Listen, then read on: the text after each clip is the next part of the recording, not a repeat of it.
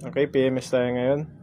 So, may air filter dito pero hindi ka sure kung dapat nang palitan. Pero, nasa 12K odo na tong air filter. Yan siya.